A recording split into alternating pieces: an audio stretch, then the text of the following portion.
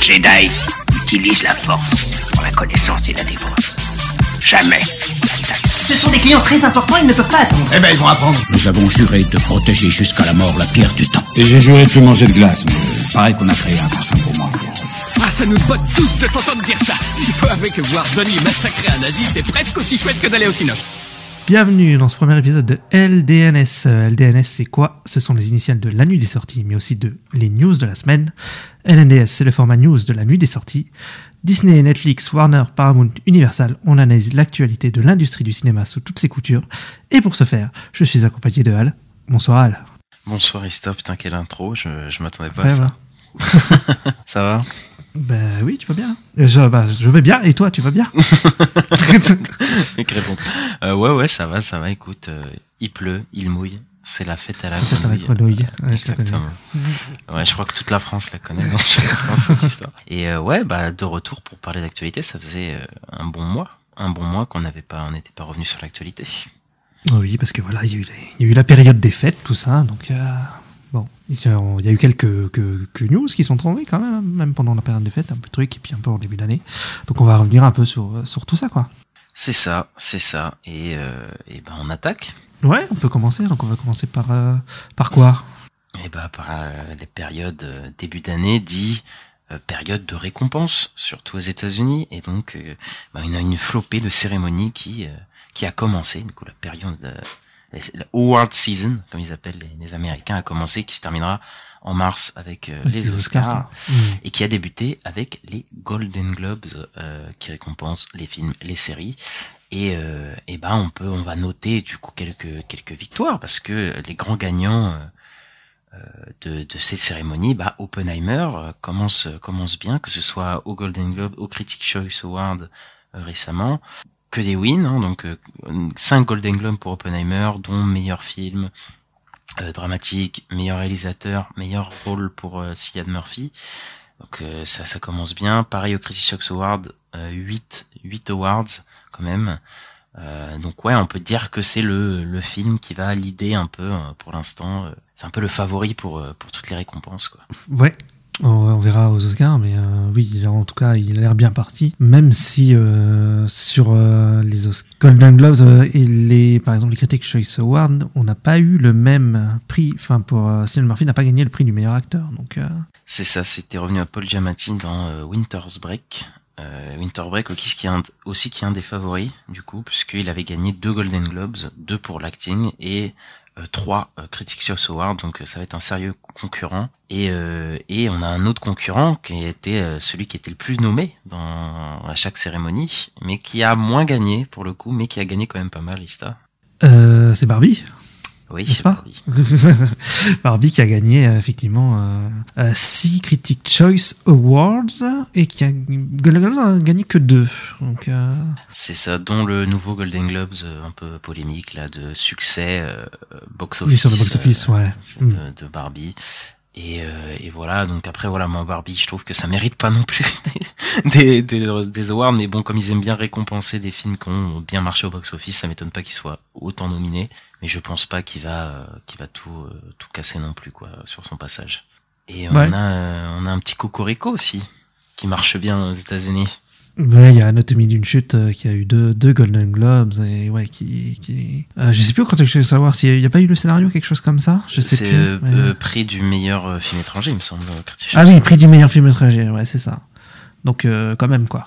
Et ouais, et le prix du meilleur scénario aux Golden Globes, là c'était la grosse surprise, parce que encore en film étranger on pouvait un peu l'attendre, parce que elle avait quand même gagné la Palme d'Or, mais scénario original, c'est quand même, elle était quand même, Sandra Hüller, Justine Triet était en compétition avec tous les autres films américains, et d'ailleurs Sandra Hüller est aussi nommée à chaque fois en tant que meilleure actrice, donc franchement aux Oscars il y a de très grandes chances que Anatomie d'une chute soit nommée peut-être Sandra Hüller, peut-être meilleur film et peut-être même meilleur scénario original, hein. C'est très fort. Ah oui, complètement. Et ouais.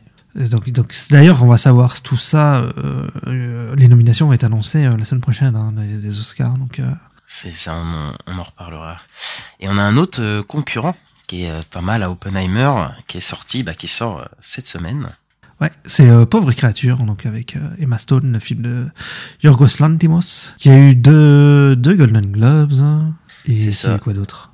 Qui a eu, je sais plus combien de Critics Shocks, mais elle en a pas eu beaucoup. Mais en tout cas, Emma Stone est repartie à chaque fois avec un awards de chaque cérémonie. Ouais. Donc c'est la plus grande concurrente à Lily Gladstone, je pense, pour Killers of the Flower Moon. Ça va être les deux sur lesquels ça va se jouer, quoi. Donc on a hâte de voir où ça nous mène. Et du coup, aux côtés de la télévision, toi qui aimes bien les séries télé, qui c'est qui rafle tout? Bah, en fait, il y en a deux qui raflent un peu tout, parce qu'en fait, comme on dit sur des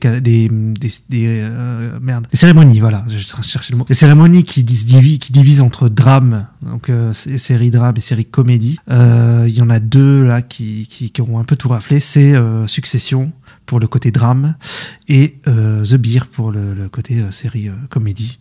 Même si c'est pas vraiment une comédie, mais bon, je pense que c'est peut-être j'ai entendu que c'est peut-être dû au format, parce que c'est du 30 minutes, The Bear, donc Succession, c'est plus du 50 minutes, 1 heure. Bon, après les catégorisations dans les cérémonies, c'est un peu n'importe quoi à chaque fois. Ouais.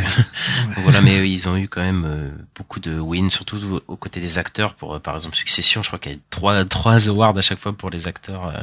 Ouais, bah The Bear aussi, hein. Il y a eu là le dernier, c'était les Emmy. Il y a eu trois acteurs qui ont eu un prix, le meilleur acteur dans un rôle secondaire, le meilleur acteur principal dans une comédie, et puis meilleure actrice, je crois seconde, je sais plus principale, je sais plus, mais dans une comédie aussi. Donc ils ont eu, en fait, il y a eu le trio de tête de la série qui a eu chacun un prix. Et pareil, un peu dans Succession, où il y a juste Jeremy Strong qui est un personnage important de la série, lui qui n'a rien eu, mais c'est parce que c'est Kieran Culkin qui l'a gagné à la place, quoi. Parce qu'ils étaient tous les deux nommés dans la même catégorie, il me semble. Une flopée de récompenses pour ces shows-là. Et ben voilà, c'est à peu près ce qu'on a vu des premières parties des cérémonies de récompenses, parce que ça va revenir fort en février avec les Césars, et je crois qu'il y a les SAG Awards, enfin bref, ça va continuer. Après, il y a eu Beef aussi, hein, qui a un peu écouté Outsider, et qui a gagné pas mal de trucs qu'on voyait pas venir, et qui a quand même gagné 5 Emmy, quoi. Donc voilà. Et avant de quitter les cérémonies, je rappelle aussi Better Call Saul a 0 récompense. Voilà, je tiens à le dire, sur 53 nominations. Ouais, oui, donc c'est sur 7 ans, rien du tout, quoi. C'est un nouveau record, hein, faut le dire. Oui. Et on va passer du côté de l'animation, parce que les Annie Awards qui arrivent bientôt, il y a quelque chose d'assez inédit qui s'est passé, puisque on va rappeler vite fait le palmarès. Nimona, du coup, qui est sorti sur Netflix, a eu 9 nominations. Across the Spider-Verse, Le Garçon et le Héron, Suzume, 7 nominations chacune. Elemental, 6 nominations. Tortue Ninja, 6 nominations. Donc il y a quelque chose d'assez voilà, il y a des attendus, des choses un peu moins attendues. Nimona, 9 nominations, je pense que voilà, quand même c'était un peu inattendu, mais le plus inattendu, c'est de ne voir aucun film Disney, puisque c'est la première fois je crois depuis que ça existe je crois que Disney n'a jamais, 50 ans, voilà, en 50 ans ça n'est jamais arrivé. Disney n'a pas un film n'a pas leur film traditionnel qui est nommé dans aucune catégorie, rien du tout, ce qui est fou quand même, et je pense que ça montre que l'état de Disney Animation est oui, c'est Disney Animation sur le coup, parce que Disney a quand même Élémentaire, mais Élémentaire n'est pas nommé dans meilleur film, hein. C'est ça, mais après Élémentaire, Wish n'est nulle part. C'est Pixar après aussi, donc je pense que c'est ça aussi, je pense que c'est vraiment de studio d'animation Disney, quoi. Ouais. Mais oui, effectivement, c'est assez fou, quoi, de voir que leur Disney, alors qu'il y a plein de catégories, hein, genre dans les trucs, ils auraient pu le nommer, mais non, donc moi je suis content personnellement. Alors on va partir des Worlds et on va partir sur des news de films. Il y a un homme qui revient, Ista, toi tu l'aimes bien. Moi je l'aime bien, même si j'ai pas vu assez de ses films. C'est Paul Verhoeven, donc le réalisateur de Robocop, Total Recall, Starship Troopers, qui a fait des films en France. Après il a fait le film avec Isabelle Huppert, j'ai oublié, Elle, je crois. Oui, c'était ça, ouais. Et Benedetta, je crois que c'était son dernier film avec Virginie Fira. Et il va revenir aux États-Unis, parce qu'il pour un film qui s'appelle Young Sinner, un thriller qu'il a écrit depuis 2 ans avec Ed Neumeyer, donc avec qui il avait fait Robocop, Starship Trooper, et qu'il est quasiment terminé, donc il devrait faire son retour au cinéma américain, ce qui n'était pas arrivé depuis Hollow Man, sorti en 2000. Hypeista. Bah moi je suis chaud, parce que Robocop et Starship Trooper, Total Recall et tout, j'adore. Donc moi voir Paul Verhoeven retourner à Hollywood, déjà j'aurais jamais cru. Pour moi, c'est le genre de truc, c'était pas possible, quoi. Et ouais, et puis il est avec le scénariste de Robocop et Starship Troopers, hein, donc ouais, je suis bien chaud, quoi. Le retour du dynamique duo. Non, rien à voir. C'est Batman et Robin. C'est ça.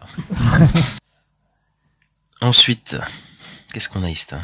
Eh ben, on a qui a été annoncé un film sur une adaptation du jeu vidéo Bendy, un jeu vidéo indépendant d'horreur, voilà, qui est en préparation. Ouais, c'est ça, c'est un film d'horreur, mais tu sais, un peu cartoonesque, enfantin, tu sais, ils prennent un truc un peu enfantin de cartoon et ils en font un truc d'horreur, ils aiment bien faire ça, les jeux d'horreur. C'est vrai que ça fait flipper, hein. C'est les trucs qui font le plus flipper, ça. Hein. Quand tu fais des trucs d'enfants, c'est... Ouais. On verra s'ils nous font une Five Nights at Freddy's, pour le coup, mais... Ouais, voilà. Le projet ressemble un peu à ça, ouais. Enfin, moi, ça m'a fait penser à ça quand j'ai entendu parler. On espère que ce sera mieux traité. Du côté des plateformes, on n'a pas beaucoup de news, du coup, du côté d'Amazon, Netflix, tout ça. Bon, Disney, on en reviendra tout à l'heure, notre partie Disney. Mais on aurait la série God of War pour Prime Video qui serait en train d'être écrite, finalisée, ainsi que celle d'Horizon Zero Dawn pour Netflix, donc 2 adaptations de jeux vidéo. Les adaptations de jeux vidéo qui vont polluer tout le cinéma et les séries américaines, je pense, pour la décennie à venir. Ouais. Cette année 2020, ça va être beaucoup ça. Hein. Je suis un peu effrayé pour ces 2 projets. Parce que d'un côté, je me dis ça peut être incroyable, mais bon, je sais que les plateformes et les trucs et certains producteurs américains ont le don de gâcher des trucs, donc je sais pas du tout comment ça va se passer. Je sais God of War, je suis un peu plus, comment dire, ça peut se péter la gueule, ça peut être nul, mais je suis un peu plus optimiste, ouais. Par contre, Horizon par Netflix, ça me fait très peur. Ça me fait très peur. On verra qui sont dans le projet, mais c'est vrai que moi, en tout cas, ces 2 plateformes, ils m'ont jamais, ils m'ont rarement proposé des adaptations. Je parle vraiment d'adaptations. The Boys, quand même. Live qui me conviennent, tu vois. Après, The Boys, j'avais pas le matériau de base. Tu vois, c'est pas des trucs que j'avais déjà vu, quoi. Mais genre God of War et Horizon, j'y ai déjà joué. Bon, j'ai peur. Mais surtout en Horizon, enfin, t'as tellement de dinosaures et tout partout, j'ai du mal à voir ça en série, en fait. Des robots et tout, ça fait, je pense qu'il va falloir péter le budget, hein, mais bon. Bah, c'est ça, et puis après, tu te rappelles du dragon dans la série The Witcher, tu fais, ouais, bon, hein. Bon, allez, on va s'envoler vers les studios de cinéma. On va parler du cinéma d'horreur, parce que Blumhouse a annoncé récemment, Ista, que du coup Five Nights at Freddy 2 était en chemin. On s'en doutait, hein, forcément, mais là c'est le carton annoncé. Du premier, ouais. Et il devrait rentrer en tournage cette année. Cette année, avec Josh Jackson qui revient, évidemment. Pas hypé du tout. Parce que j'ai hâte. Vu le premier, comment on l'a défoncé, et vu le succès qu'il a eu, je pense qu'ils vont continuer dans cette lancée-là. Donc j'ai vraiment pas hâte, moi. J'ai pas non plus, on en a parlé, il est présent dans notre flop, allez écouter l'épisode, voilà, petite pub. Et et ouais, non, c'est vu qu'on on n'a pas eu le premier, le deuxième, je sais pas, j'ai pas d'attente, mais je sais que je le regarderai, hein. Et c'est ça le pire. C'est ça, ouais. On va voir, mais ça va aller vite, hein. Il le tourne cette année, il va sûrement sortir l'année prochaine. Tous les 2 ans, on va en avoir un, je pense, maintenant. Ah, si et puis après, ils vont faire le spin-off sur je sais pas qui, et je sens bien un truc comme ça. Ne parle pas de malheur. Et donc, on reste chez Blumhouse, et donc sur l'horreur. Donc, voilà, il y a eu un film qui est sorti l'année dernière qui s'appelle L'Exorciste, c'était Believer, je crois.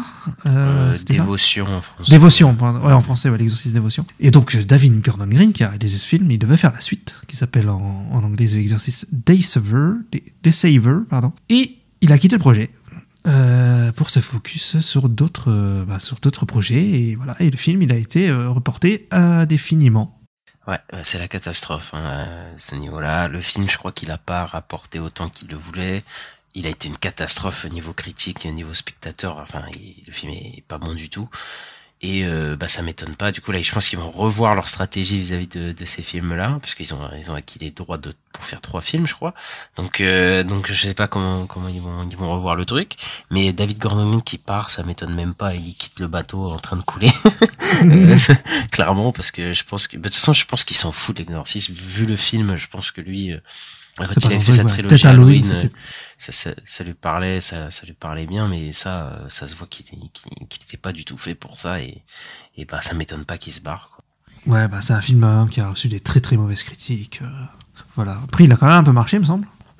Bah oui, parce que c'est un film d'horreur, mais sauf qu'ils ont acquis les droits pour 400 millions, un truc comme ça. Oui, c'était ça Et l'histoire. donc, et donc pour rembourser sur la trilogie, voilà, faut qu'ils revoient leur stratégie pour être sûr que ça va être rentable au final, quoi. Ouais, bah écoute, on verra si le projet... de toute façon, ils vont faire sûrement d'autres films exorcistes, hein, vu ce qu'ils ont dépensé dedans, mais on verra si changement de réalisateur, changement de nom, est-ce que ce sera un nouveau reboot encore une fois, enfin, on verra, je sais pas ce qu'ils vont faire. Ah non, merci. En parlant de Blumhouse, il se passe quelque chose avec Jason Blum, Al. Ouais, bah, en fait, Blumhouse et la société de production de James Wan, Atomic Monster, bah, ils vont merger, fusionner. Bon, après, ils étaient en bons termes, entre guillemets, puisque Blumhouse a produit les quelques films de James Wan, dont les Insidious, je crois le premier au moins.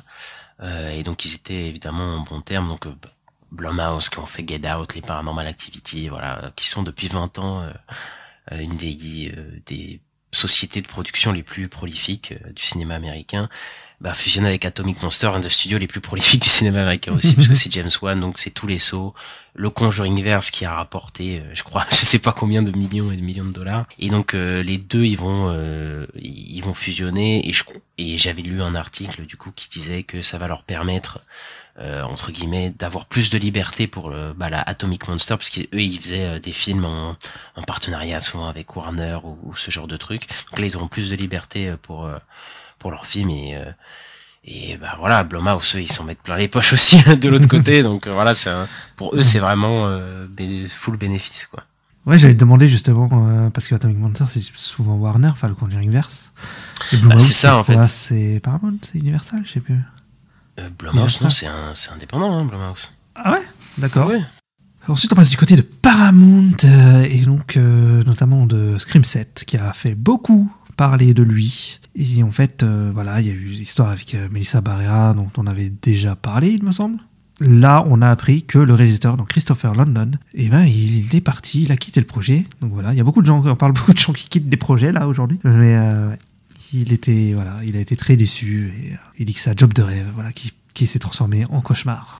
Bah voilà, comme avec David Gordon Green, il quitte le bateau parce qu'il est en train de couler. Scream 7 a perdu ses deux actrices principales, et même je pense que d'autres acteurs vont peut-être pas forcément revenir. Lui il part, là ça sent un genre de reboot, ou un soft reboot encore. Il voudrait reprendre Neve Campbell.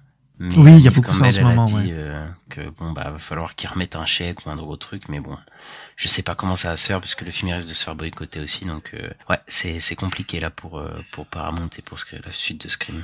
Ouais, je sais pas du tout ce qu'ils vont faire non plus. J'ai vu que le casting de Scream 7, ils étaient ensemble à une cérémonie, ils ont fait une photo ensemble et tout. Peut-être que, je me dis, on va peut-être les voir parce que j'ai vu aussi que les réalisateurs des Scream, là, des deux derniers, ils ont signé un deal, je sais plus avec quel studio, mais je me dis, ils vont peut-être faire un film d'horreur, tu sais, qui n'a rien à voir avec Scream, mais ils vont reprendre tous les acteurs là. Ça m'étonnerait pas, tu sais. Ouais, bah ça se trouve, hein, en douce vengeance pour ce qui s'est passé, ce serait drôle. Et Paramount, eux, par contre, ils ont un plan pour une autre saga, d'un autre univers. J'ai bien choisi mon mot, univers, parce que c'est la saga Star Trek qui revient tous les 10 ans. T'as l'impression qui revit au cinéma tous les 10 ans. Et ben il y aurait 2 films de prévus du coup pour Star Trek. Un film qui serait par un des réalisateurs d'Andor, si j'ai bien compris. Oui. Toby Haynes, du coup, qui serait aux commandes d'un autre film écrit par Seth Graham Smith, qui se passerait des décennies avant le film de 2009, donc celui de J.J. Abrams avec Chris Pine, mais que un Star Trek 4, donc la suite, qui serait la suite de Star Trek Beyond, il me semble, sans limite, est toujours en développement chez Paramount. Donc voilà, c'est avec le succès des récentes séries télé, parce que je crois qu'il y a eu Star Trek Picard, Star Trek... il y en a plein, il y a, je sais pas, ce qu'on appelle Strange New World, je crois, enfin, il y en a 3 ou 4. Il y en a 3 ou 4 qui ont apparemment bien marché, ils ont vu que ça marchait bien en série, ils se sont dit, on va le revitaliser au cinéma. Complètement passé à côté de tout ça, de tout ce qui est de Star Trek qui est sorti là, toutes les séries qui ont l'air de fonctionner chez Paramount en ce moment, je les ai vues, j'ai fait quoi? Il y a 3 saisons de ce truc? Mais qu'est-ce que c'est? Après, ils ont leur propre fanbase, je crois, qui est très, voilà, quoi, très fidèle. Ouais. Donc, mais ça a dû fonctionner. S'ils se disent on va faire un film, c'est que ça prend, quoi. En série, en tout cas, oui. Sinon, ils n'auraient pas multiplié les séries et les saisons. Ouais. Et en parlant de saga à l'écran, on va passer à Universal. Est-ce qu'il y a une saga qui passe en live action en plus, Ista, qui a eu quelques news? Oui, c'est le live action de Dragon, de How to Train Your Dragon. Sinon ça s'appelle juste Dragon 1, Dragon 2, Dragon 3. Et donc on a appris le cast là, et c'est assez drôle parce qu'en fait Gerard Butler a été casté dans le rôle du père de Harold, donc le père du personnage principal, et c'est déjà lui qui faisait la voix dans le film d'animation. Il faisait la voix de ce personnage. Et là, il va faire le personnage, en fait. D'accord, ils ne peuvent pas se tromper sur le casting, du coup. Et donc, il y a aussi Nick Frost, qui a été casté en tant que... je sais plus comment c'est en français, mais là, c'est Gobber the Belch. Pareil, dans ce film-là. Le film va pas tarder à être tourné. Il y a une photo du réalisateur. Je crois qu'il a commencé à tourner, même. Il y a une photo du réalisateur avec un clap qui a tourné. Donc voilà, mais j'ai du mal à comprendre le projet. Je trouve ça très bizarre parce que le projet... on refait Dragon et on reprend tout la même équipe. C'est-à-dire on reprend le même compositeur à la musique, on reprend le même acteur, on reprend les mêmes réalisateurs, on reprend les mêmes scénaristes. C'est c'est vraiment le live action, mais on reprend toute l'équipe des films d'animation. Ça me paraît très étrange, j'avoue. Pour moi, j'ai pas vu les dragons du tout, donc je ne peux pas me prononcer sur le casting, mais ça m'a l'air d'être une stratégie purement commerciale, parce que voilà, DreamWorks avait des problèmes récemment avec leurs films, et donc voilà, ils se sont dit qu'est-ce qui marchait bien? Les dragons, ça marchait bien, on va les faire en live, et voilà. Donc ils vont faire comme ça se trouve Disney. J'espère que ce sera mieux que les live action Disney, mais dans l'ambition, j'ai l'impression que c'est la même chose, quoi. Dans l'ambition, oui, ils reprennent la stratégie de Disney qui a quand même fonctionné pendant des années. Ouais. Mais moi, c'est vraiment le côté reprendre vraiment tout le casting, qui me paraît très louche, quoi. Enfin, pourquoi ils ont déjà fait un film d'animation. Généralement, les mecs qui ont fait les films d'animation, ils sont pas d'accord pour avoir un remake, mais là, c'est carrément les mecs qui ont fait les films d'animation qui font le remake, quoi. Après, il y a de l'argent en jeu, donc ils sont chauds, je pense. Ouais. Je sais pas. En tout cas, je pense que c'est un peu unique dans ce sens-là, quand même. À voir qu'est-ce que ça donne, quoi. Du côté de Lionsgate, Lionsgate a acquis les droits de développement d'un film Monopoly. Donc là, on arrive à un niveau de conneries assez lourd. Parce que maintenant, c'est les jeux de société qui ont des films, parce qu'après les poupées, les trucs comme ça, maintenant, Monopoly, je sais pas, est-ce que ça va être le Monopoly? Quel Monopoly? Est-ce qu'il y a le Monopoly français, tu vois? Est-ce qu'on va passer aux Champs-Élysées? Il y a Monopoly pour les tricheurs, j'avais vu, ouais. Quoi? Oui, il y a Monopoly pour tricheurs. Après, il y a les c'est genre, je sais plus comment il s'appelle, l'édition triche, là. Mais après, il y a les Monopoly Dragon Ball, il y a le Monopoly Naruto. Oui, bon, d'accord. Après, je pense que ça va adapter le Monopoly de base, mais je crois que, je pense que c'est américain, Monopoly de base. Je pense que ça doit être un truc, voilà, en fait, je vois pas quel film ils vont faire avec. Genre, chacun doit acheter des rues. Ouais, c'est ça, c'est très bizarre. Hein. C'est quoi, c'est des agents immobiliers qui se foutent sur la gueule? Je sais pas, ce qui est très bizarre comme info, j'ai pas hâte du tout.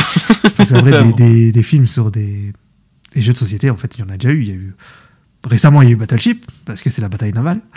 Oui, mais encore, tu vois, je voyais Battleship, je me dis, c'est des bateaux qui se foutent sur la gueule, tu vois, c'est un film enfin, c'était pas du tout, c'était avec des aliens. mais genre, t'avais un truc de film d'action et tout, mais là, c'est quoi le but? Parce qu'il y a eu Cluedo aussi, je crois, dans les années 80, un truc. Ouais, mais ça encore, c'est un truc de, tu vois, tu peux te dire, ok, Cluedo, c'est un meurtre, et tu dois trouver le meurtrier, voilà, c'est déjà, tu fais un Whodunit, ouais. Ça a déjà été fait 50 000 fois, mais Monopoly. Ouais, quand t'empruntes à la banque. T'empruntes à la banque, tu vas en prison. Après, à un moment, le héros, il sera en prison. Ouais, voilà, pendant 3 jours, c'est chelou. Enfin, bref. Enfin après ça se trouve je dis ça mais en fait ça se trouve enfin on est bête mais ça se trouve ce sera mais c'est comme Tetris ou des trucs comme ça, tu sais une adaptation sur comment le jeu a été fait. Ah peut-être ouais. Des trucs comme ça en fait. Parce que là on est en train de réfléchir en fait.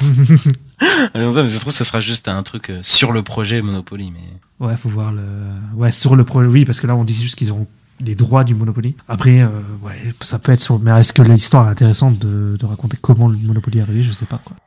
Ouais, je sais pas du tout. Après, ça se trouve, c'est une histoire de fou, mais pour l'instant, ça me dit rien. Ouais, pareil. En restant chez Lionsgate, on a appris quelques petites choses sur les franchises donc John Wick et Highlander, qui vont être supervisées par Chad Stahelski. Donc Chad Stahelski, c'est qui ? C'est le réalisateur des John Wick, hein, depuis le premier. Et donc sa société qui s'appelle 8711, elle concevra une stratégie globale de contenu multiplateforme pour les deux franchises. Donc voilà, du cross-média comme on dit, ce genre de truc. Il y aura sûrement des séries, des films, voilà, etc. quoi. Peut-être des jeux vidéo. Et voilà, et le prochain film de Chad Stahelski qui va faire là, c'est le Highlander avec Henry Cavill. Ouais. Moi j'ai bien envie de voir son film avec Highlander, tu vois.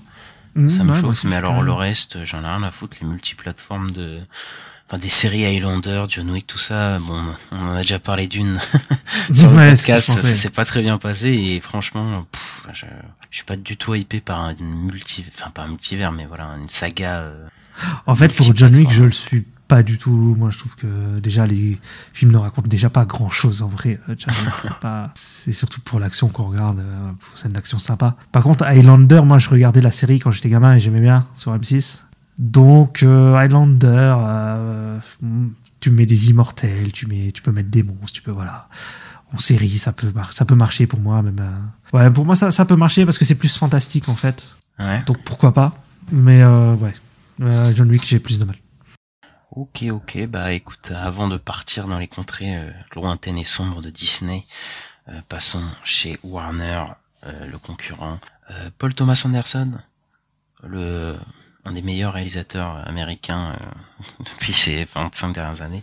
Donc voilà, Boogie Nights, Licorice Pizza, Punch Drunk Love, Magnolia, enfin tous les plein de classiques. There Will Be Blood va faire son prochain film avec Warner Bros, avec Sean Penn, Regina Hall et Leonardo DiCaprio.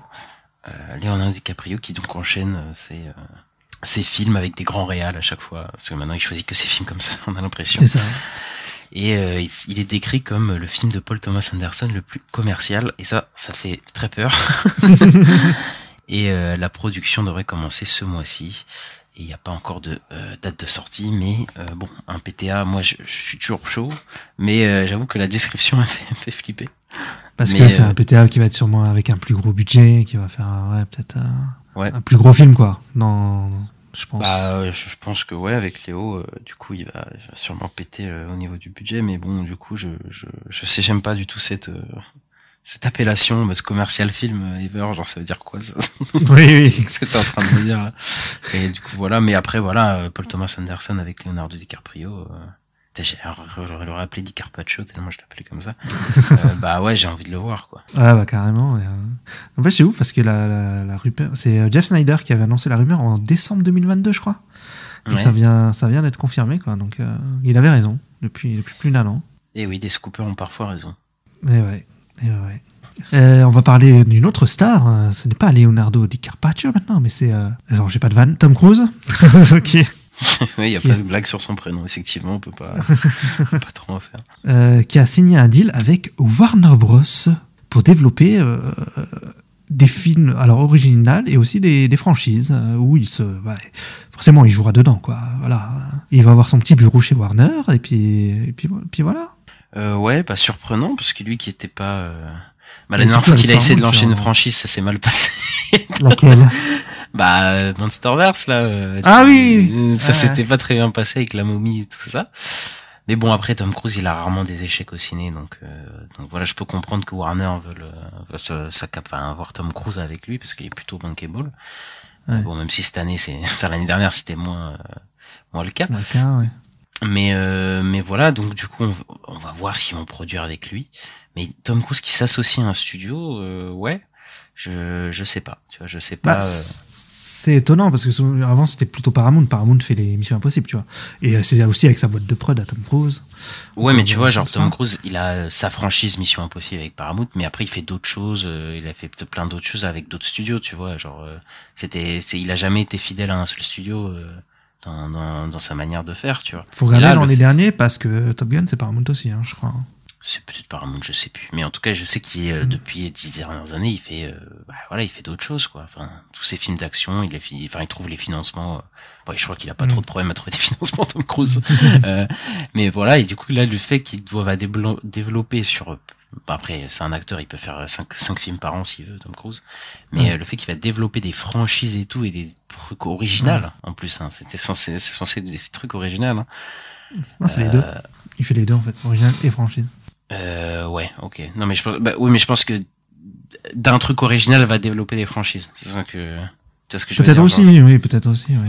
Bon, bref, on verra bien. Ça se trouve, il sera dans le DCU de James Gunn. Je sais pas. Mais ouais, moi, je suis curieux. Je suis curieux parce que moi, je suis très, parce que moi, j'aime bien Tom Cruise, j'aime bien ses films, plutôt, plus que lui. Mais du coup, ouais, moi, je suis chaud. Ouais, bah, moi aussi, j'attends de voir qu'est-ce qu'ils vont annoncer, quoi. Mais ouais. Mais en attendant, chez Paramount, il lui reste un film à faire, c'est quoi? C'est Top Gun 3. Et Top Gun 3, il est en production, voilà. Ça a été annoncé officiellement. Top Gun 3 arrive après le carton de Top Gun Maverick. Ouais, sans aucune surprise, oui. Bon, voilà. 1,5 milliard. Et je crois même que Glenn Powell, Miles Taylor, ils sont pressentis pour revenir. Donc, et même le réalisateur Kosinski. Oui, bah après c'est son poteau, donc il va revenir, donc ça n'étonne personne.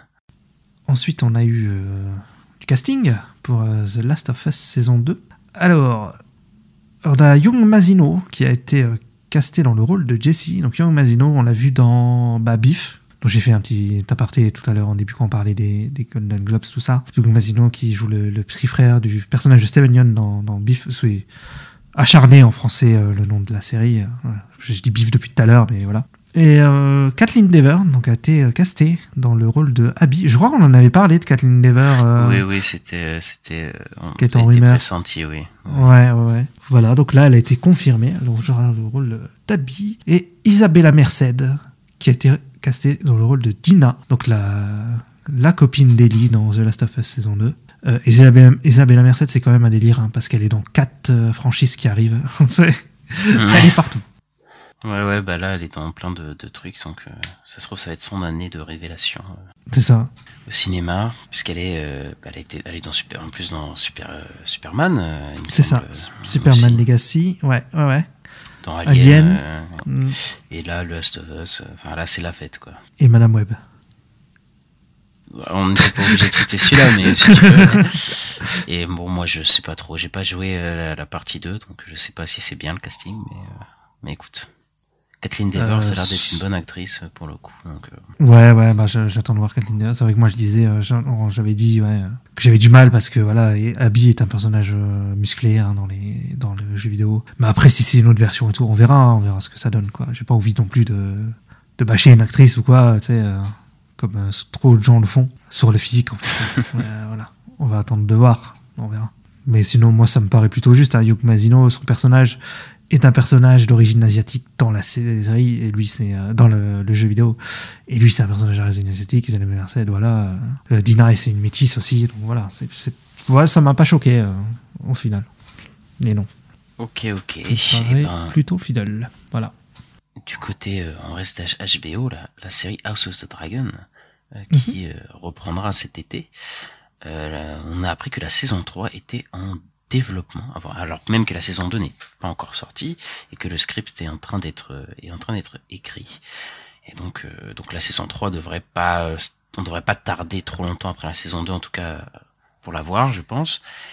Et on a appris que George R.R. Martin a fait une petite déclaration et a annoncé que des projets de Game of Thrones en animation pourraient voir le jour, du coup, à HBO. Et donc ouais, on passe de live action à animation. Pourquoi pas? Écoute, moi, HBO me déçoit rarement, donc moi, ils peuvent faire ce qu'ils veulent. Je suivrai. Voilà, la saison 3 pour House of Dragon, c'est pas vraiment une surprise, hein, vu le carton de la 1, tout le monde en parle. Là, quand il y a eu le trailer de la 2, ça a fait parler, ça a fait péter les réseaux. Donc c'est pas vraiment étonnant. Et oui, je pense que ça va peut-être il y aura un moins gros gap entre la saison 2 et la saison 3, parce que la saison 1 c'était un peu un test aussi, je pense. Et l'animation, bah ouais, moi je suis chaud. Il dit qu'il a bougé, qu'ils ont changé la série sur les voyages en bateau du personnage de, je crois que c'est Valérian. Non, je sais plus. Non, c'est quoi s'appelle le pas, nom. je crois qu'il s'appelle pas Valérian, mais il fait partie des. La Si, famille. des Vélarians. Je crois que c'est ça leur nom de famille. Mais je crois, Ouais, je crois que sais c'est ça. plus. Bah, c'est En tout cas, celui c'est qui- ceux qui voilà. ont des dreads. Ouais, c'est qu'on des dreads et qui font du bateau. Voilà. Et donc, bah, c'est l'histoire de. À un moment, dans la saison 1, tu le vois plus pendant plusieurs épisodes. Et en fait, il est parti en bateau, en voyage et tout. Et en fait, c'est ça, quoi. C'est C'est C'est ces cette série aventures sur ça. qu'ils voudraient faire en animation. Du coup. Voilà. Et que ça devait être du live action à la base. Et ça a été passé. Ils ont transformé ça en série d'animation. Bah, pourquoi pas. Bah, moi, bah ouais, je suis plutôt chaud. De toute façon, tout ce qui est Game of Thrones, on va surveiller. Pour l'instant, c'est plus. Bah, à part la fin de la saison, de la série principale, de la dernière saison, c'est quand même plutôt quali. Hein, ça a quand même été un vrai événement God of War, j'allais dire. Game of Thrones à l'époque. Et House of Dragon, ça a été aussi un vrai phénomène culturel, je dirais, quand c'est sorti. Donc voilà. Et d'ailleurs, c'est marrant. Il y a une news avec une actrice de House of Dragon. Putain, on Juste dirait après. qu'on a fait exprès. C'est bizarre. Bizarre, hein. Bah du coup, Millie Alcock, du coup qui jouait Rhaenyra jeune, du coup dans la série, elle a passé un casting avec d'autres actrices aussi, Emilia Jones et Meg Donnelly pour interpréter le rôle de Supergirl dans le DCU de James Gunn. Et donc ce serait la Supergirl de Supergirl Woman of Tomorrow, le film qui a été qui est en préparation. Et moi je connais Millie Alcock parce que je l'ai vu je l'ai vu dans House of Dragon et je l'ai trouvé super comme actrice, donc pourquoi pas. Après les deux autres je les connais pas trop, j'ai juste vu leur tête, donc à voir. Ouais, il y a Meg Donnelly il y a beaucoup de gens qui aimeraient bien parce que Meg Donnelly en fait joue la voix de Kara Zor-El, donc Supergirl, dans les films d'animation, dans les derniers films d'animation. Donc elle est déjà liée un peu à l'univers d'ici. Voilà. Et donc là, ça dit que le personnage ferait faire une apparition avant son film Supergirl qui sort. Il y a des rumeurs qui disent que Supergirl serait le prochain film à tourner après Superman Legacy, qui pourrait être tourné en fin d'année. On verra si c'est vrai. Et il pourrait, donc si c'est ça, c'est fort probable que Supergirl soit présente dans Superman Legacy. Oui, comme moi aussi je serais présent dans Superman Legacy. Il y a des rumeurs. Toi aussi tu seras dedans. Ouais, il y a des rumeurs parce que tout le monde est dans ce film. Mais voilà, de toute façon on suivra l'actualité dans les prochaines Ce sera semaines. annoncé officiellement, on en parlera. On part dans les contrées sombres. Oui, exactement. Quand on va parler de Star Wars, donc oui, c'est... De chez Disney. Qu'est-ce qui se passe chez Star Wars? On ne sait plus ce qui se passe chez Star Wars. Si, justement, on sait. Justement, il y a eu un post de Lucasfilm sur X, sur Twitter, je sais plus comment on dit, mais qui est apparu d'un coup, on l'attendait pas, et d'un coup, ça fait bim. On annonce un film. Le film s'appelle The Mandalorian et Grogu. Voilà. Il est réalisé par Jon Favreau. Il est produit par Favreau, Kathleen Kennedy et Dave Filoni, donc la team The Mandalorian, quoi.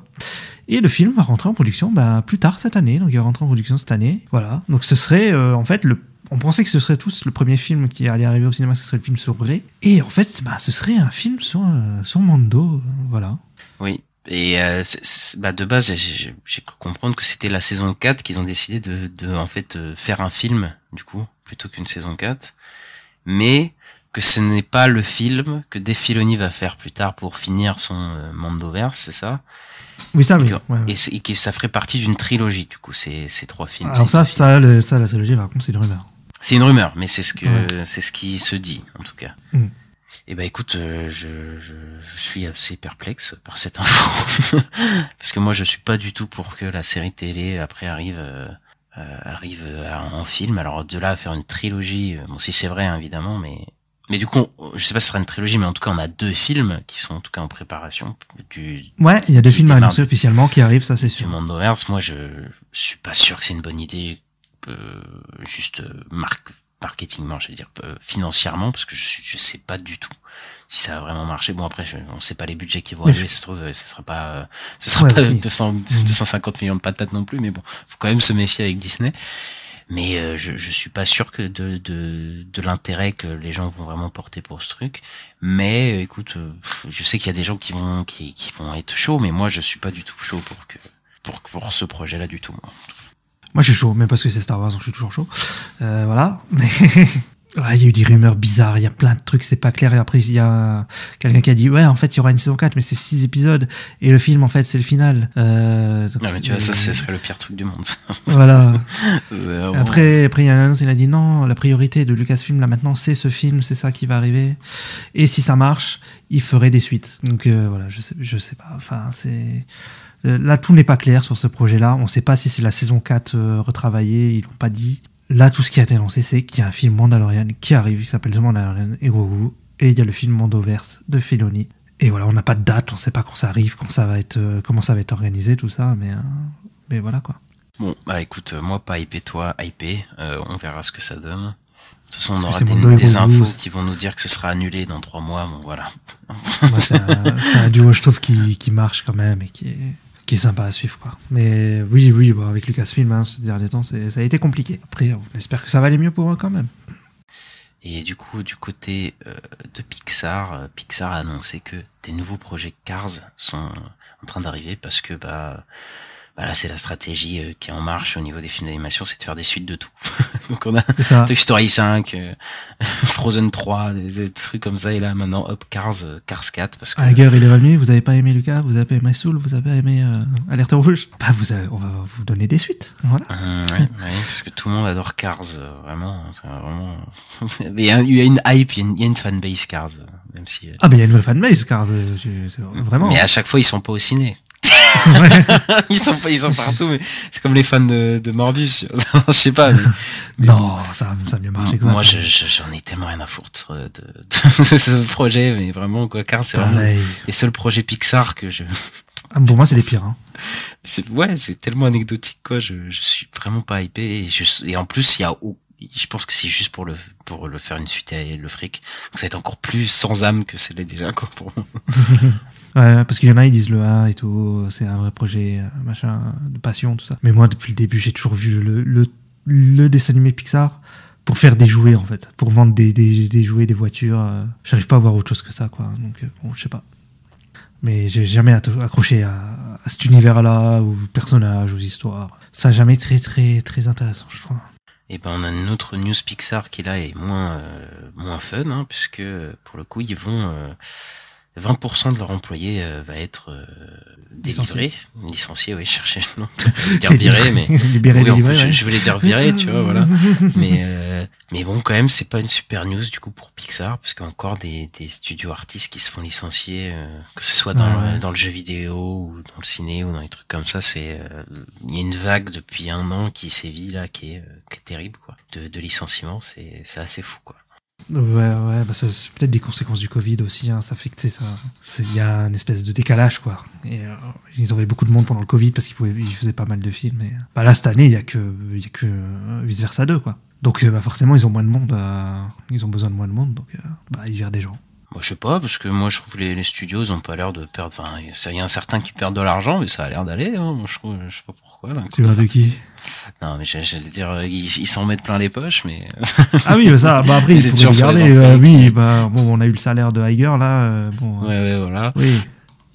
ça peut financer 2-3 employés, je pense, c'est son salaire. Bien sûr. Bon, c'est toujours eux qui prennent. Bon, du côté de 20th Century Studios, qu'est-ce qui se passe ici?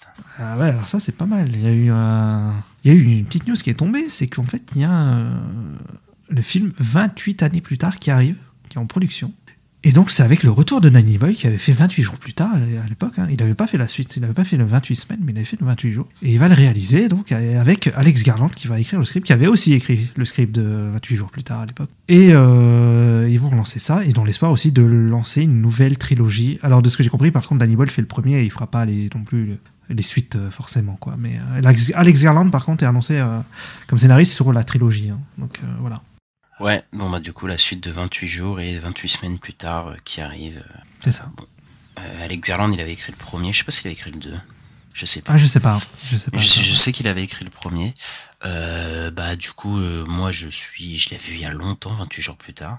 J'ai pas vu le 28 semaines, donc peut-être je me mettrai. Mais alors le fait que ce soit une nouvelle trilogie, ça ne m'intéresse pas du tout. Enfin, franchement, c'est encore la franchisation, mais à outrance, quoi. Au pire, tu fais une suite, mais ça pouvait pas juste être une suite, quoi. Fallait qu'il fasse une trilogie, quoi, d'une trilogie, évidemment, parce que c'est déjà s'ils sortent le film, ce serait une trilogie, mais en plus, faut que ce soit encore une autre trilogie, quoi. Oh, c'est insupportable. Mais après 28 années, ils pourraient en faire quoi? 28 décennies plus tard. Laissez-nous tranquilles, quoi. Ça va être 28 Years Later part 1. partout. Ah oui. Ouais, ça c'est possible aussi. Hein. Ah, moi je suis un peu chaud aussi de Danny Boyle quand même. Et je sais que 28 jours plus tard m'avait marqué à l'époque. Que c'était quand même très bien, quoi. Après, c'est vrai qu'il y a plus de 20 ans qui s'est passé. Est-ce qu'on va avoir le retour de Cillian Murphy? Je pense pas. Bah, je pense pas, et franchement, bon, moi, Danny Boyle, je sais pas. T'aimes pas? Non, ça va, en fait, mais tu vois, j'ai vu des films de lui des années 2000, je crois que j'ai pas vu de film de lui depuis je sais pas combien de temps, tu vois, genre, c'est pas un mec qui me passionne non plus, tu vois, donc, bon. J'avais pas vu le film qu'il avait fait avec, Jobs, il avait fait Steve Jobs, j'avais pas vu. J'avais vu Slumdog Millionnaire, je crois qu'il avait fait. Oui, ça c'était super. Ouais, enfin j'ai trouvé ça sympa sans plus non plus. Tu vois, en fait, c'est jamais eu de claque de lui vraiment. Après, j'ai jamais vu Transpotting, donc peut-être que Transpotting. Ah bah ça c'est culte ça. C'est culte, mais voilà. Donc, après le dernier qu'il a fait, c'est peut-être Yesterday, je crois, ou un truc comme ça. Je crois que c'est celui-là où le mec il est fan des Beatles et en fait il voyage dans le temps, il revient à un endroit où les Beatles n'existent pas et voilà. Enfin, mais je crois que c'est pas ouf. Ok, ben un jour je me pencherai peut-être sur sa filmo, mais ça m'attire pas de dingue. Ah, moi c'est un réalisateur que j'aime plutôt bien en fait, Danny Boyle. J'avais regardé ses tout premiers films, un film avec Ewan McGregor, et tout, bah c'est lui qui a lancé Ewan McGregor, donc c'est aussi pour ça que j'aime bien Danny Boyle, je pense. Voilà. Je sais pas, j'ai pas vu Sunshine ou des trucs comme ça qu'il a fait plus tard, qui était plutôt controversé dans pas mal, la réception. Ouais. J'ai pas envie de me le remater, tu vois. Bah tu vois, je m'intéresserai un jour à sa filmo. Ouais, je pense que c'est intéressant à regarder quand même. Et du coup, qu'est-ce qu'on a d'autre chez Searchlight, chez 20th Century Studios? Ouais, bah, Searchlight Pictures, en fait, ils avaient un film avec Jonathan Majors qui s'appelle Magazine Dreams, où il jouait un bodybuilder, culturiste, je crois qu'on dit aussi en français, qui avait fait sensation, hein, je crois, il me semble, à Sundance. Et je sais pas s'il avait fait sensation, mais je sais qu'il était passé là-bas. Si, il avait fait un petit peu parler quand même, et bah, c'est là que la Fox l'avait acheté. Et en fait, suite à ce qui s'est passé, forcément, avec Jonathan Majors, voilà, qu'il a été reconnu coupable, et la Fox lâche le film. Bah, on en avait déjà parlé un peu, mais c'était pas, on savait pas, il était juste repoussé, il avait juste pas de date de sortie, mais là, il est vraiment, ouais, abandonné, là. Il va être abandonné, je sais pas qui va le racheter, je sais pas s'il va sortir peut-être qu'en VOD ou un truc comme ça. Enfin, ouais, j'allais dire peut-être sur une plateforme de streaming ou un truc comme ça pourrait arriver. Ouais, mais vu le backlash, je sais pas si tu vois les grosses plateformes ils vont vouloir prendre le truc et dire ah bah tiens on a un nouveau film sur la tête, tu vois, je sais pas, tu vois, ça va, je sais pas, je pense que ça va être sortir en catimini quelque part, mais c'est tout quoi. Ouais, peut-être en DVD, ouais, t'as raison, peut-être en VOD, mais ouais. Ils vont pas faire de promo dessus en tout cas, je pense pas, ça m'étonnerait. Et on va passer à Marvel. Qu'est-ce qui se passe avec Marvelista? Qu'est-ce qui se passe? Il se passe beaucoup de choses avec Daredevil Born Again, voilà, parce que ça a un petit peu fait parler, justement, Daredevil dernièrement, notamment suite à Echo. Et donc, ce qui passe, c'est déjà que ça va reprendre son tournage, enfin, parce qu'on avait parlé de la refonte créative complète de la série. Et donc là, le tournage va reprendre vraiment très bientôt. Hein, voilà, et Vincent D'Onofrio dit qu'il est content d'être avec Charlie Cox, de reprendre et tout. Et alors, il y a un truc qui est tombé. Bon, c'est Jeff Snyder, donc c'est une rumeur, news, voilà. Je pense que c'est pratiquement sûr que ça va arriver. C'est que Eldon Henson, qui joue Foggy, et Deborah Ann Will, qui joue Karen Page dans la série Netflix Daredevil qu'on a tous vu à l'époque, vont retourner dans leur rôle respectif dans la série, dans Daredevil Born Again. Ouais, du coup oui, ça vient aussi avec on en avait parlé dans l'épisode sur Echo, que le Daredevilverse de Netflix là est canon du coup maintenant, donc c'est normal qu'ils reprennent tous les persos quoi. Donc on va sûrement avoir le Punisher qui va revenir à un certain moment, en tout cas tous les persos sont techniquement dans l'univers Marvel maintenant. Donc C'est ça ça. étonne pas que ces personnes reviennent. Et bon, ils étaient pas dans le scénario de la série de base, hein, puisque la série a été complètement réécrite, on le rappelle. Ouais. Et vis-à-vis de ça, d'ailleurs, il me semble que qu'il y a un nouveau pilote qui a été écrit pour la série, et que je crois qu'il y a 2 épisodes qui ont été shootés, je crois, ou un truc comme ça, ou été ajoutés avec les shoots qu'ils Ça avaient allait fait. le dire.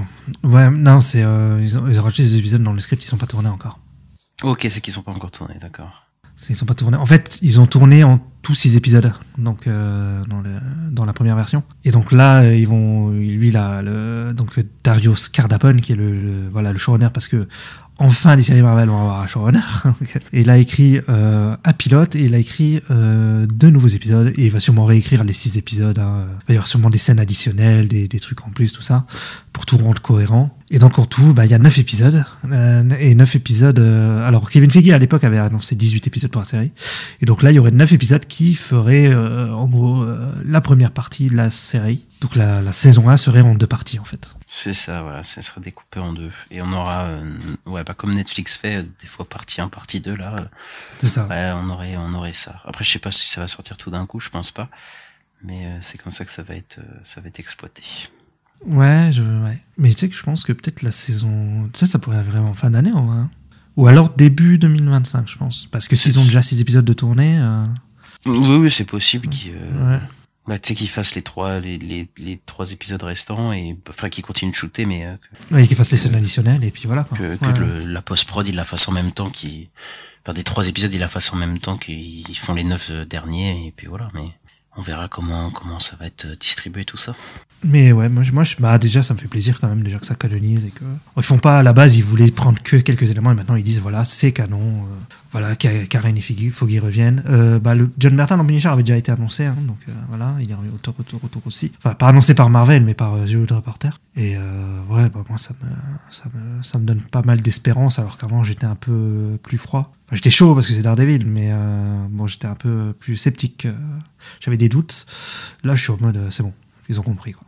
Ouais, moi je suis un peu sceptique, mais bon, je pense que du coup le fait qu'il y ait un showrunner, c'est quand même un peu mieux niveau qualitatif.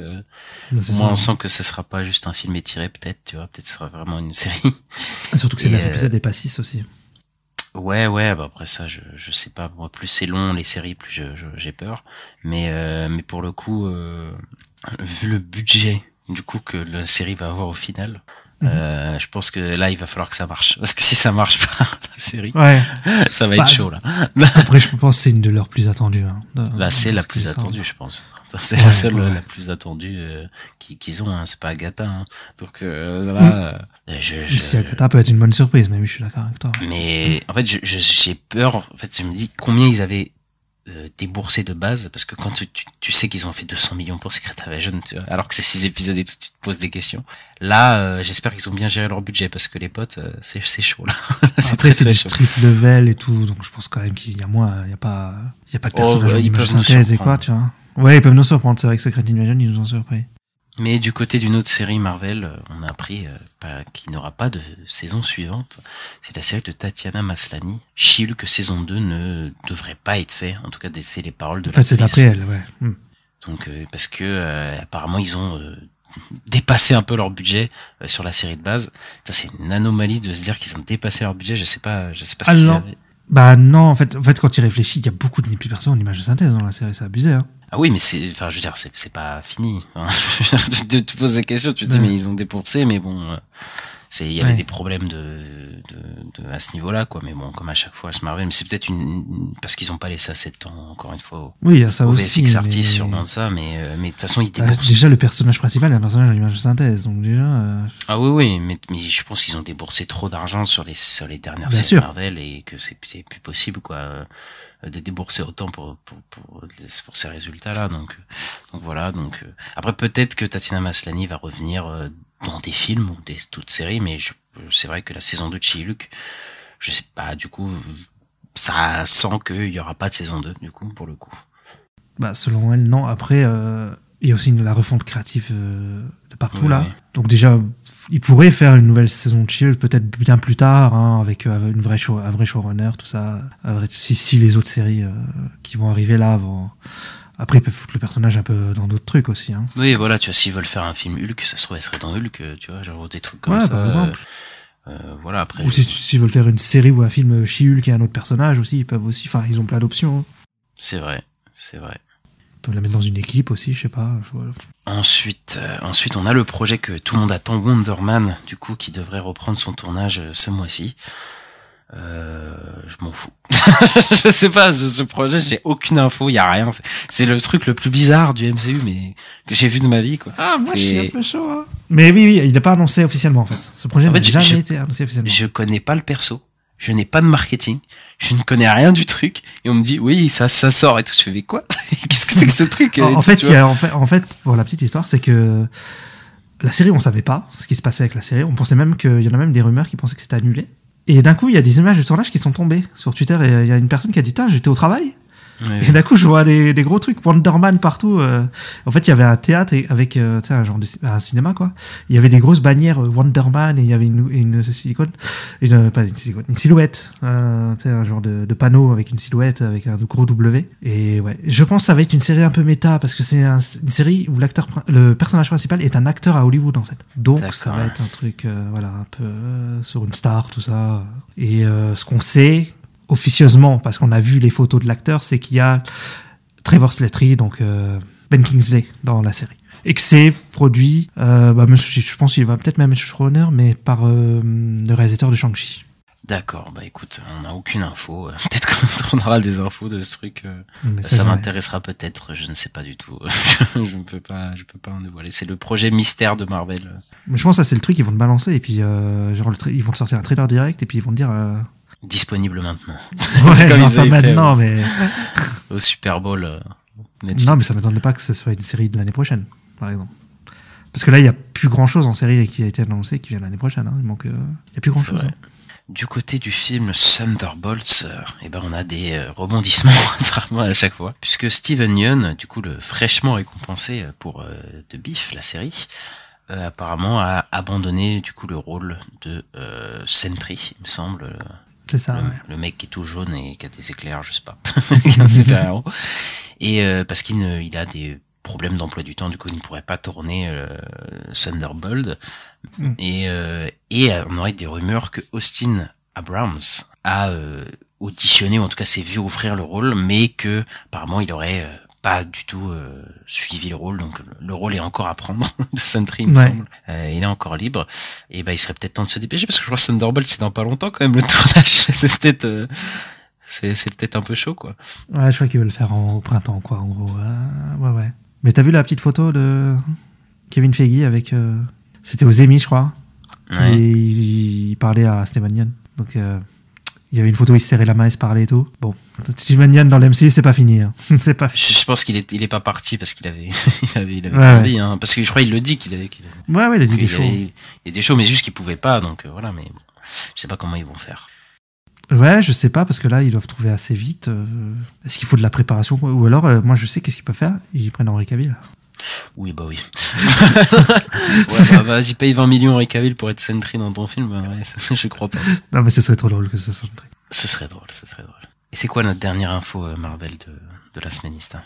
Eh bien, c'est les Fantastic Four, 4 Fantastiques. Donc, qui a repoussé son tournage, et lui qui commençait son tournage donc lors du Q3. Donc Q3, c'est 3e trimestre, donc en juillet, août, septembre. Et on a eu un petit indice comme quoi Pedro Pascal serait bien Ray Charles, parce qu'il a quitté le projet d'un film qui s'appelle Weapons de Zach Kragers. Et voilà. Mais de toute façon, je crois que c'est quasiment sûr que lui, on sait. Hein. Enfin, lui, c'est signé, ouais. Quoi. Lui, c'est bon. Mais là, je pense que c'est pratiquement sûr. Les 4, c'est les 4 noms qui n'arrêtent pas de revenir là. Oui, donc je pense que voilà, on y est. Du coup, c'est Pedro Pascal, Vanessa Kirby, Joseph Quinn et Baron Espargaro. Non, merde, si, Baron Espargaro. Celui qui est dans la série de bière. C'est ça. J'ai oublié son nom, mais c'est très compliqué. Bon, bah voilà, c'est fini pour les news de la semaine. On va faire une petite chronique box-office avant de se quitter, Ista. Exactement. Donc, alors d'abord, quelques petites news. Alors, Universal Pictures est le studio qui a ramené le plus d'argent en 2023. Ils ont dépassé Disney qui a été le premier depuis 2015 et qui n'avait jamais été égalé. Voilà, donc Universal a fait mieux que Disney l'année dernière. Bah oui, puisque Disney a fait que des flops et Universal a fait quasiment que des réussites à plus d'1 milliard. Mario, c'est quoi d'autre qu'ils avaient sorti Bah en fait, par exemple, ils ont fait... Ah bah Oppenheimer. Ah oui, aussi. Oppenheimer. Il y a eu un flop, mais qui a rapporté beaucoup d'argent, qui s'appelle Fast X. Oui, ok. Ça va, c'est pas trop un flop. Du coup. Enfin, en tout cas, ils ont pas fait ils ont pas fait Wish ou le Manoir hanté ou les trucs comme ça, tu vois. Ouais. Et ils ont fait les plus gros, voilà. Donc ça fait quelques années quand même, Universal, ils pètent un peu tout, surtout au niveau de l'animation avec leur moi moche et méchant et tous les mignons là, qui rapportent à chaque fois des trucs de fou. Donc ça m'étonne pas. Disney est quand même deuxième en faisant des flops. Hein, oui, donc, oui, parce qu'ils sont très forts, ils sont très puissants. Ils sortent un film par mois, donc au bout d'un moment, voilà. Sinon, on a appris que Godzilla Minus One a passé les 100 millions de dollars dans le monde. Du coup, donc énorme succès de Godzilla Minus One qui sort là, il me semble, en France dans quelques. Bah là, ouais, c'est ça. Non, ça sera déjà sorti quoi. Cette semaine, en tout cas, ouais. Dans quelques contrées en France, regardez bien autour de chez vous. Et bah, c'est mérité, amplement mérité pour ce film qui a même pas coûté 15 millions de dollars, on le rappelle. Le réalisateur va être un peu plusieurs boîtes qui vont aller le chercher, je pense. Déjà, il y a une histoire, je sais pas si tu as vu, que Dave Filoni, il a fait une projection de Minus One où il avait été le réalisateur et tout. Donc bon. Le pauvre, il va se faire récupérer. Il est mort. C'est du côté obscur. Ensuite, on va partir sur la plateforme Disney+, puisque on a appris que la série Percy Jackson et les Olympiens serait un petit succès quand même, Ista, puisque elle aurait ramené 13,3 millions de viewers sur les 6 premiers jours, mais qu'au cumul, maintenant, elle aurait ramassé 26,2 millions pour sa 3e semaine sur Disney+. Le premier épisode, ouais. Le premier épisode, oui. Et que ça aurait doublé du coup, ça a doublé son nombre de viewers de la première semaine. Et que tous les épisodes ont dépassé les plus de 10 millions pour leur première semaine. Donc, ce qui est un gros succès, il me semble, pour la série. Bah, ouais, c'est un beau succès, hein, comme quoi, c'est étonnant, parce que franchement, je pariais pas un copec dessus avant que ça sorte. Et ouais, c'est un des succès de Disney+, quoi. Vraiment, comme quoi. Après, je sais pas exactement, parce que c'est les trucs de plateforme, c'est pas vraiment exactement à quoi ça correspond, mais il me semble qu'il y a pas beaucoup de shows qui font ces non, je crois pas. Après, j'ai vu un mec qui lance des rumeurs à Scooper, là, qui a dit que une saison 2 aurait été validée et qu'il y aurait même d'autres saisons après. Ils auraient validé plusieurs saisons. Ouais, ils vont faire tous les bouquins, quoi. Ouais, je pense, ouais. Ok, en tout cas, petit succès pour Percy Jackson. Bah écoute, en plus la série, moi je la trouve plutôt sympa. Donc c'est cool. Et ben on va passer au top box-office américain, Ista, et tu peux démarrer. Je te laisse à toi l'honneur. Ouais, alors, le premier film donc au box-office américain de cette semaine, c'est Mean Girls, donc, qui a fait un démarrage de 28 millions de dollars, qui a fait dans le reste du monde 6 millions et 500 000 dollars, donc qui a fait un total pour son box-office mondial de 34 500 000 dollars, pour un budget de 36 millions de dollars. C'est pas si fou que ça, mais bon, faut voir après comment ça se maintient. Donc c'est le remake du film de 2004 avec Lindsay Lohan, Rachel McAdams, c'est tout, que j'ai vu hier. Ah d'accord, ok. Ouais, je l'ai vu. Il est pas si nul, hein. Franchement, ouais. Original. Ouais, ça va, j'ai trouvé ça assez drôle et tout, intéressant et tout. Bon, voilà, après, moi, ça m'intéresse pas, ce film-là, je dis ça, mais on verra comment il se maintient dans les semaines à venir. Ensuite, on a The Big Keeper avec Jason Statham, et oui, notre gros bras préféré, qui a démarré avec presque 17 millions de dollars aux États-Unis et 17 millions de dollars dans le reste du monde, pour un total de 34 millions de dollars. Le budget est pas encore référé, mais ça m'étonnerait pas qu'il ait coûté quand même un petit cachet quand même. Je sais pas s'il va réussir à se rembourser ou quoi, mais je suis pas sûr, parce que j'ai entendu que chez nous, en fait, ce film-là, chez nous, va sortir sur Amazon. D'accord, mais je veux dire, le film, on n'a pas d'infos sur le budget. Donc, non, ouais. Je pourrais pas te dire vraiment. Ok, alors le troisième, c'est Wonka, qui est encore là, hein, Wonka. Eh ben, dis donc. Donc il a fait son démarrage, on en avait déjà parlé, ça c'était. Mais là il a fait, cette semaine il a fait 8 380 000 dollars Donc dans le reste du monde, il a fait 30. Alors son total aux États-Unis, c'est 176 millions de dollars. Dans le reste du monde, c'est 329 millions de dollars. Il a un box-office en tout de 505 294 000 dollars pour un budget de 125 000 dollars. C'est un des plus gros succès de la fin d'année. Hein. C'est le plus gros succès même de la fin d'année. Ce film-là, c'est assez fou ce qu'il a fait. Ouais, il se maintient très bien et il veut pas sortir du top et même on en parlera au Box Office France mais juste après, mais ouais, c'est partout un triomphe en tout cas. Ensuite en top 4 on a Anyone But You, Tout Sauf Toi il me semble en français, qui a rapporté presque 7 millions de dollars au Box Office US pour un total de 55 millions aux États-Unis et 22 millions dans le reste du monde. Il sort la semaine prochaine je crois chez nous. Oui, et pour un total de 77 millions de dollars en total pour un budget de 25 millions, donc film clairement remboursé et qui va vivre sa petite vie puisqu'il est toujours dans le top. Et ouais, bah voilà, des comédies romantiques qui marchent bien, ça existe encore. Comme quoi, étonnant. Et c'est l'effet Glenn Powell, Sydney Sweeney qui sont des stars montantes et là clairement qu'ils confirment leur star power entre guillemets. En 5e, on a un film d'animation, donc Migration, le dernier film d'une Illumination, qui a fait 6 190 000 dollars. Aux États-Unis, il a fait un box-office de 85 millions de dollars, et dans le reste du monde, il a fait 86 millions et 855 000 dollars, pour un total en tout de 172 000 dollars, pour un budget de 72 millions de dollars. Donc, je dirais qu'il est rentable, quoi, parce qu'il est pas très très cher. Et 172 millions, c'est pas dégueulasse. Je sais pas s'il est rentable, mais en tout cas, il est. Après, je crois que le marketing, il a pas été très très cher non plus, donc voilà.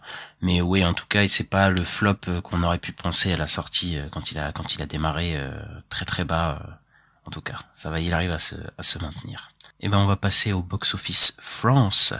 Puisque cette semaine, on a le retour d'un film au sommet du box-office France, c'est Les Sekpowski qui a pris 4 places et qui a fait 344 000 entrées cette semaine pour un cumul à 1,2 million d'entrées en France. Donc là c'est une grosse remontée parce que je crois qu'il y a eu un petit événement d'effet de réseaux sociaux sur le film. Et voilà quoi, il est au sommet en France. Je ne le regarderai pas, ça m'intéresse pas, mais voilà. Ouais, et donc on a le fameux Wonka qui a perdu une place, qui était premier la semaine d'avant. Là, il est deuxième, qui a fait 196 200 entrées et qui arrive à 3,2 millions d'entrées quand même. Hein. Ouais, c'est fou. C'est un des plus gros. Je sais pas s'il est en tout cas il est dans le top 10 France de l'année dernière, mais là il a bien. Ouais, je crois qu'il doit être avant ou après Les Gardiens 3, parce que je crois que c'est 3 millions et quelques Les Gardiens. Je crois que c'est à peu près ça aussi Les Gardiens, donc potentiellement il va le dépasser s'il n'a pas déjà fait. Ouais. Ensuite en 3e position on retrouve Chasse gardée, la comédie avec Didier Bourdon qui explose tout, qui a fait 169 000 entrées en France cette semaine pour un cumul de 1,3 million d'entrées en France. Donc là il y a pas mal de films qui font le million d'entrées en France en ce moment quoi. Ouais, et étonnamment, on en a un autre qui fait le million, on n'était pas sûr. C'est Aquaman 2, Aquaman et le Royaume perdu, qui a perdu 2 places, lui, qui a fait 141 000 entrées sur cette semaine, qui a fait un total de 1,8 million d'entrées quand même. Mais il n'est pas si floppé, hein, même dans le monde. Hein. Ouais. 2, il est pas, c'est un flop, mais ça va quoi. C'est ça. Je pense pas qu'il va se rembourser, je dirais pas là, mais en tout cas, je dirais pas qu'en tout cas qu'il va être rentable plutôt, mais peut-être que voilà, en fin de course. 3 avait fait un truc à peu près pareil, similaire, il me semble. J'ai vu que les estimations étaient de 450 millions et plus pour Ensuite, en dernier de ce top 5 France, on a Les Trois Mousquetaires, Milady qui a perdu lui aussi 2 places et qui a fait 124 000 entrées pour un total de 2,3 millions. Et il me semble qu'il devrait finir en dessous des 3 millions. Donc il devrait pas atteindre les 3 millions comme le premier. Ouais. Comme le premier, il devrait finir plus vers les 2,6 millions. Et il fait une petite chute par rapport à ça. Donc il est moins rentable en tout cas que le premier. Ouais, écoute, après, nous, il était dans le flop, donc bon... C'est bien. Oui, c'est de la merde. C'est de la merde. Voilà. C'est de la merde. Et sur ces belles paroles, qu'est-ce qu'on se dit? Eh ben, on se dit à la prochaine. À la prochaine fois. On se dit à mardi prochain, Lista. Ouais, on a fait le tour, ça y est. Donc, la semaine prochaine, on vous parlera des news. N'hésitez pas à mettre les 5 étoiles, le petit pouce, le commentaire, tous les trucs là. Voilà. Et puis voilà, comme dit Ista, et on se retrouve la semaine prochaine. Ciao. Ciao.